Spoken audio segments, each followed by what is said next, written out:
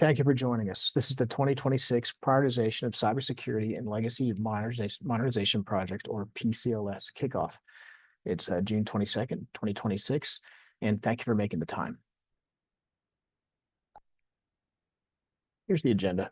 We're going to do some quick introductions, then we'll talk about the background of PCLS. We'll talk about the content of the PCLS itself. Then we'll discuss the spectrum system, submission process, and any questions you may have at the end.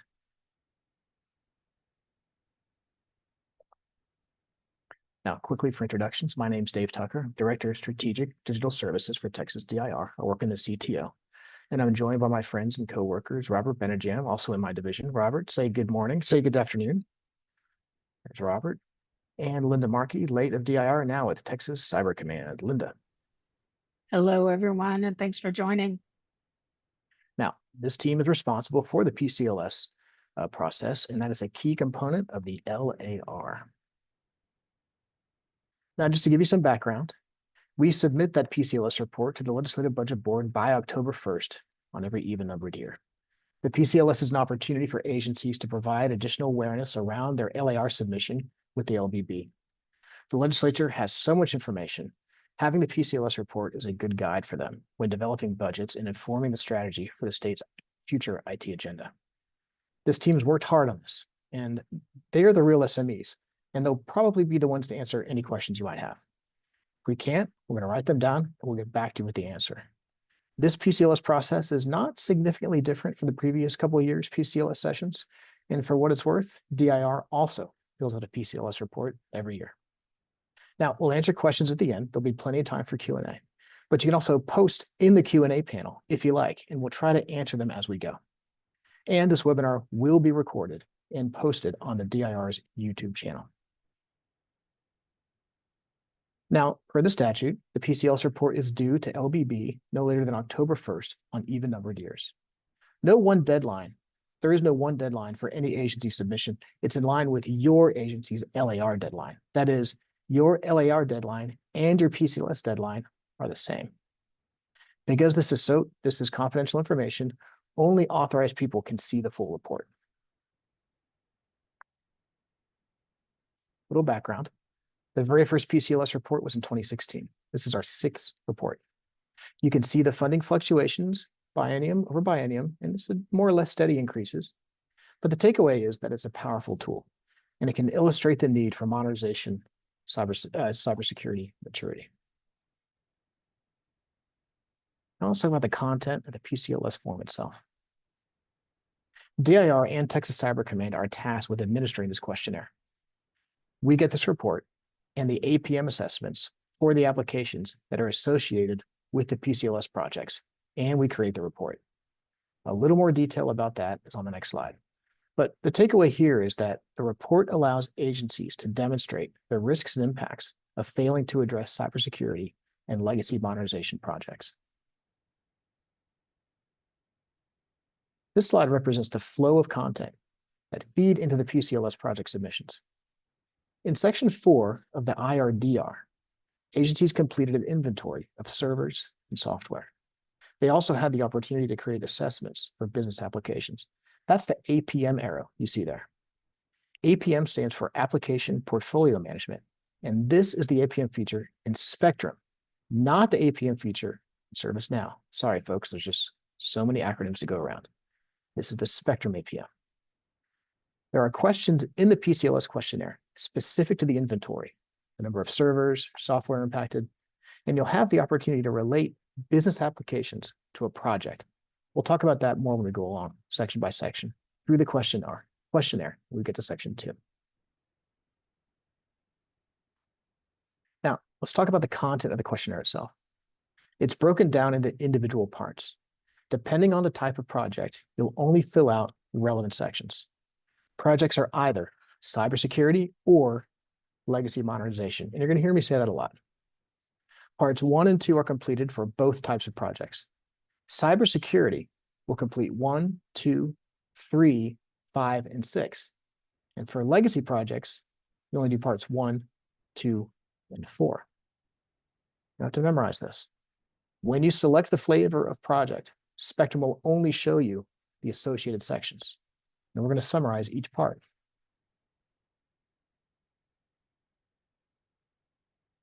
In part one, general information, you paint the picture of your current situation and your desired future situation.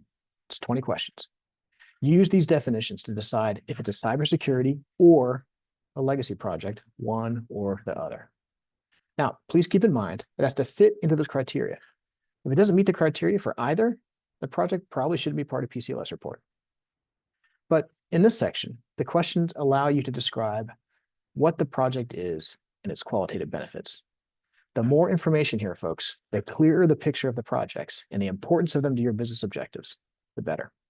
You'll see on here, as well as on the PCLS instructions and in the spectrum itself, that the criteria for a cybersecurity or a legacy modernization project, they're evident and they're different. And one more thing, when you actually name the project, try to be consistent and call it the same thing you call it in your LAR request. Also, these definitions, they're in the instructions and they're in spectrum itself. I understand if a project doesn't fit perfectly in one or the other, but pick the one that fits best. In part two, business process and application information, this is where you associate the business applications with the projects. You must have an APM assessment that was completed since January 1st, 2022. So if your APM is dated in 2021, it's too old. And if it's dated 2022 or later, it's not. Also note, this is a programmatic definition of a business application. A name of a group of functions, including data, hardware, and software. The business applications listed are those that were identified during the biennial IRDR process. If an impacted business application does not appear on the list, you may use the Add New button to include additional applications. Say it again. Please note all identified business applications require an assessment since January 1st, 2022, and that all required fields need to be filled out. Required fields are indicated with an asterisk. The application can be directly or indirectly related.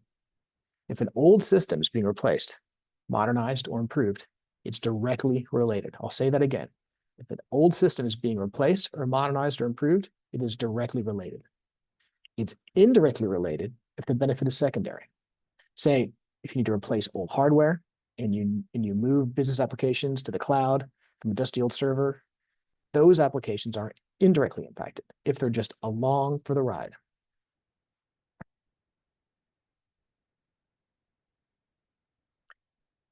Here, we're associating business applications with the PCLS submission. You see the arrow pointing to the lookup? When you click on that, you can search for and identify one or more related applications. This same process applies to indirectly impacted applications. You can associate them both directly and indirectly by doing that lookup.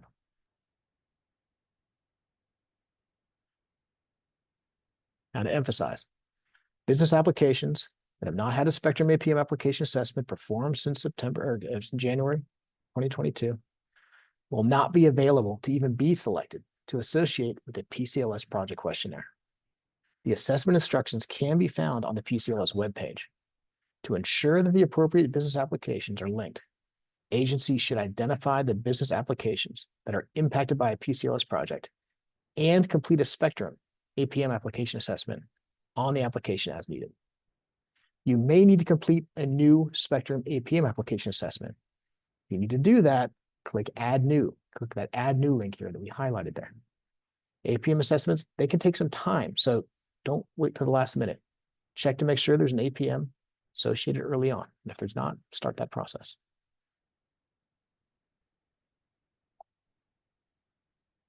All right, on to part three, cybersecurity issues and controls. This part focuses on the narrative components of a cybersecurity project.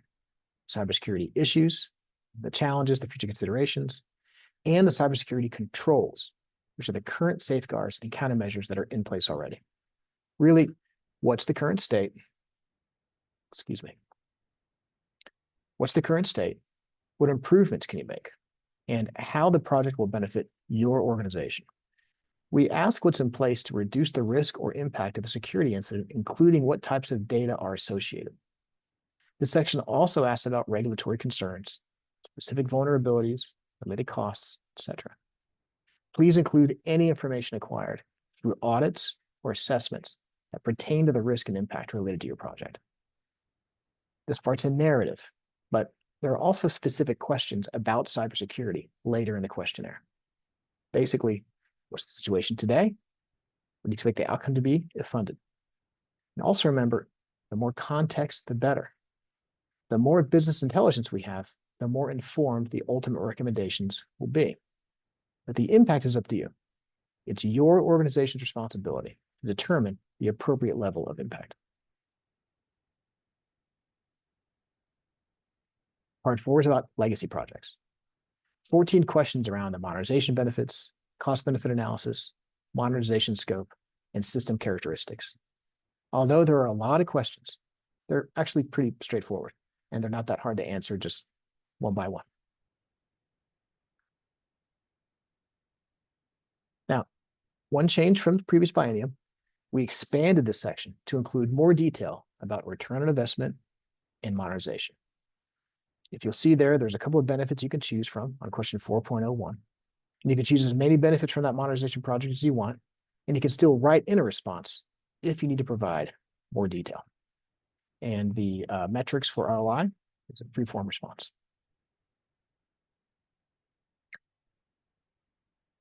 Now, we can assist with that as well. Within the questionnaire, we ask for an ROI and a narrative, and we included a link to this business case workbook in the instructions and in Spectrum to help with the methodology. That's what you see here. You can use any methodology you want, but this is a useful and powerful tool that you can use to measure that.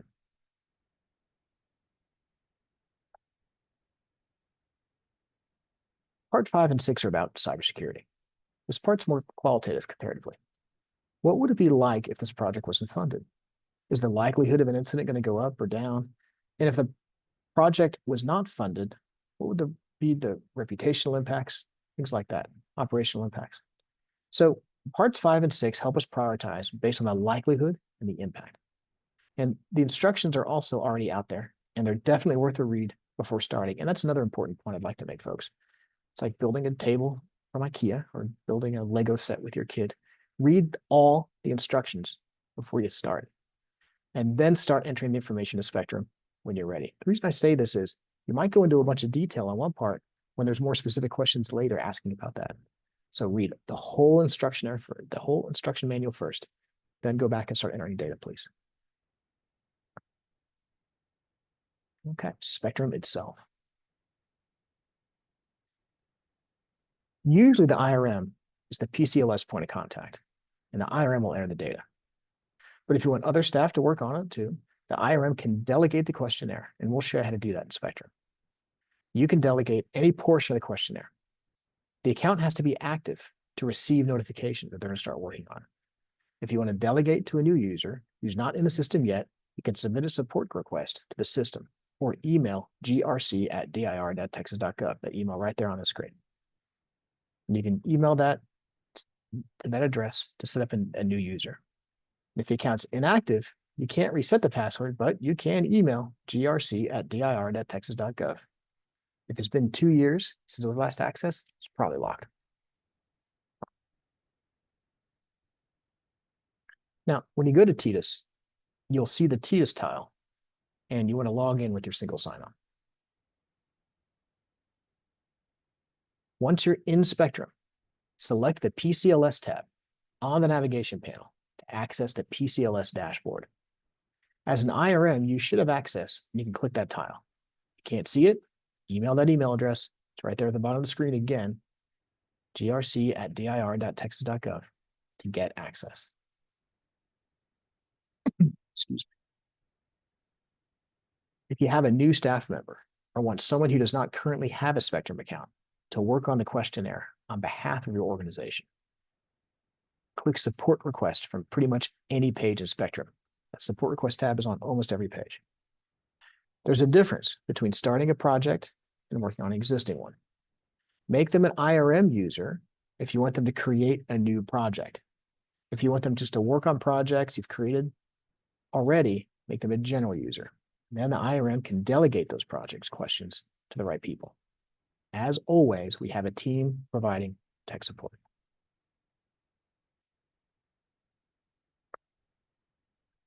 Now, regarding the records themselves, you can see at the top that there's some general information about the submitter. If you plan to delegate that out, you'll see at the bottom that there's a delegate to field with an ellipses, 3 dots, that'll show you a list of available users that you can delegate to. And then they'll get notified that they begin editing the record. You can also assign a reviewer who can see it before it's fully submitted. Finally, at the top, there's the PCLS tracking key. Now, it's the rubric is like this: PCLS underscore, whatever the current legislative session is, underscore, your organization's number, underscore, and the unique ID for that questionnaire. There's an example up there at the top of the screen, right about here. That's important. That needs to be inputted with the LAR so it can tie back to the projects in Spectrum. Make a note of that key because you will have to input that key into ABEST when you submit the LAR.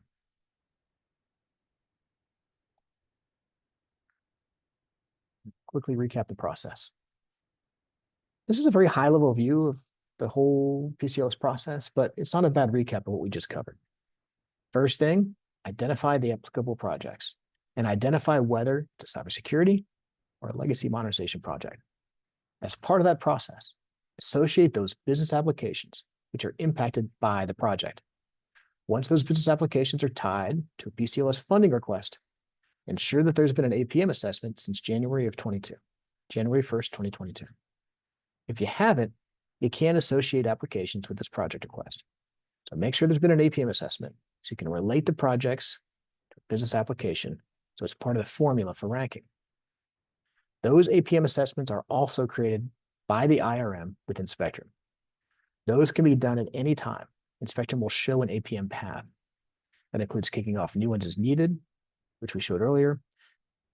So that's it. That's the preliminary mapping out, those first 2 steps. Now you can create the questionnaire, fill it out, and determine if you need a reviewer. Go through this process we just went over in the webinar. All questionnaires have a status. Once it's submitted, submit that PCLS tracking key to the Legislative Budget Board, the LBB, as part of your LAR. Then go back into Spectrum and update the status of the questionnaire to PCLS tracking key submitted to the Legislative Budget Board. So we know the tracking ID is going to show up when we correlate back to the LAR. In the questionnaire, put the date it was submitted. That should be the last step. And folks, please do this. The team spends a significant amount of time at the end of this process contacting IRMs because we see a lot of they're done, they submitted it, but they have not clicked it and put it in the status of PCLS tracking key submitted to the Legislative Budget Board. Please take that final step. Other than that, the rest of the statuses are pretty much self-explanatory. Excuse me. In some cases, you may be all ready to submit, there's a change, the project dies, or whatever, it's put on hold, something happens. If that happens, you can change it to not submitted archived. You won't lose all the information, it'll still be in the system, just not submitted, and ready for a potential resubmittal in the future.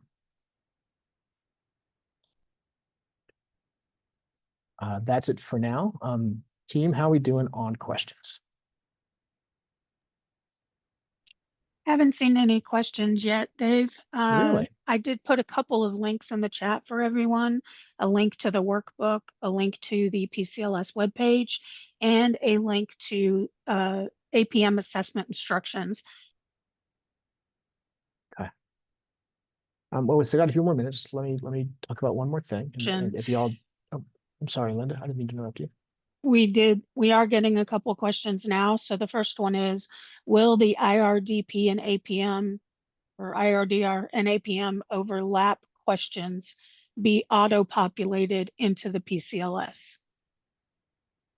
I don't think so. Robert? Oh, it's hard hitting that unmute button. No. No, I don't think so. Okay. Next question. From the 2024 PCLS, is there an after action report with trends, percentages, monies requested versus what was actually given out and the departments that were actually funded? So do we have any information that we can share from the results of what happened in 2024? I don't think that we look at the end of the session after all the committees are done and it's all released and they go back and tick and tie that to the PCLS report that was submitted. If you want to know on your level, however, there is a public version of the PCLS report that we do put out. Now remember, the whole big PCLS report is chock full of confidential information. So that's only shared with some people under a password protected process. But the high level report is available for perusal. When it comes to looking at what you submitted and what you ended up got funded, you'll have to do that yourself, I think. That sound about right, Robert? That is about right. Since it, like you said, it is confidential, we won't share agency information. Yeah. So it's between you and LAR. Right. You see y'all see the constraint there? It's a good question. So we have another question. If we are not requesting, if an organization is not requesting money for the 90th legislative appropriations request, they might be getting a federal grant as well. Does the PCLS need to be submitted along with the potential federal grant? And I'll take a stab at this, and then Robert, you can back me up. I think it would be worth the exercise to go ahead and submit the PCLS request along with your federal grant, because as Dave mentioned earlier, you can go in and you can archive for whatever reason you do not need this associated project this year for this year's LAR, then you can go in and archive it. You can just drop it, not submit it with your LAR, but I think it might be worth going through the exercise to have it in the system and ready to go. And yes, I agree. There's one word there, need to be submitted. PCLS process is completely optional. Even if there's zero funding, we still recommend that you submit. We've seen quite a few with zero requests dollars. Yeah, but it will express the need. And I would also say, since you're looking for federal grant, I was a grant administrator for years. Be sure and answer the mail of that grant request, right? Like, that if that's where money is coming from, then pay attention to every little aspect of that grant application and make sure it's completely filled out. And Good there advice. is a question in there. I'm sorry, Dave. There is a question in the PCLS regarding federal money, if it's being paid federal. So just answer that question. Provide the amount. Good stuff, Robert. Thank you. Great questions. Yeah, so there's another comment really in the Q&A panel, and it's related to follow-up questions as you guys are going through your PCLS completion and taking all of these steps. We will be scheduling office hours that we'll be having during and throughout this process, because we know, you're going to be waiting for your LAR dates and those types of things and putting in your applications and doing the assessment. So we will be holding office hours. And as it was mentioned and spoken of several times throughout this webinar, you can always email grc@dir.texas.gov. I will tell you at this point that grc@txcc.texas.gov should work as well. Okay, good. You're making a great point, Linda. And folks, remember, we do work off the IRM list for communications. Just looking at this document here, general inquiries for PCLS mailbox that go to DIR staff or content type questions, but tech support like passwords or status change would be the grc@dir.texas.gov mailbox. You could also open up a support request within Spectrum. You can try that first. It was that little tab that's on most pages, support request. More information on this webpage here, you'll see it. And we'll post this recording on the DIR's YouTube channel. And as Linda mentioned, we're going to have office hours, the times you see here on the screen. We'll send out Teams meeting invites for those office hours on the Monday of that week. And we try to have those office hours at different times of day, different days of the week to fit your schedule. So if you have a standing meeting that's in the way, maybe you can find it on a different day. And there is a question about, are we going to have any office hours in July? And the answer to that is no, we do not currently have office hours scheduled. But if you are doing pre-work, use that email, pcls@dir.texas.gov, and we'll be responsive to that directly to your specific questions. But those are the office hours that we have listed there. We'll host those throughout August and add more if need be. Yes. This should be an adequate office hour. That's a great point, Linda. But yes, thank you. Yep. And there is another about whether or not how we will post the email for the DIR YouTube channel. And I think, Mark, can you just drop that in there? I think you can just go to the main page and then they'll see the updated content. We expect that this will be published to that YouTube channel, hopefully by the end of today. Yes, Linda, I can drop that link in there, put it in the Q&A. Yeah, it takes a day or two to process it. And Mark, you'll notify the IRM list for when it is totally posted, Yes, right? I'll send something out that when the video is ready and when it's up on YouTube. Yeah. And by the way, folks, the instructions are already posted. And this presentation you just saw was entirely a creature of those instructions. These are good questions. Okay. Look at us being on time. We got 2 minutes left and no questions. So any others? Dave, we did have an attendee that raised their hand. I could unmute them and see if they have a question that they'd like to ask verbally. Sure.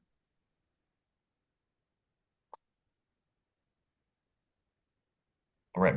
Betsy, I saw that you had your hand up. If you'd like to speak or ask a question, you should be able to unmute now. My apologies. I did not mean to raise my hand. Okay. No problem at all. It's a high five. Bow. Yeah. Exactly. Great job. Thanks, Vince. Yep. But again, keep the conversation going. There's the email link, that good old grc@dir.texas.gov. If not, we'll have the office hours. We didn't have them in July because we had a couple in July and nobody showed up. So we're just responding to the market. But if you can't wait till August 6th, just email us, please. Thank you all for doing this. I know it's not easy. I know it's acronym heavy, but it does ultimately lead to funding priorities from the legislature. So it's ultimately worth it. Final call. Just want to make sure there's no more questions. There are no more questions. Thank you guys for attending. Thank you. Thank you, Linda. Thank you, Mark. Thank you, Robert. Thanks, Dave.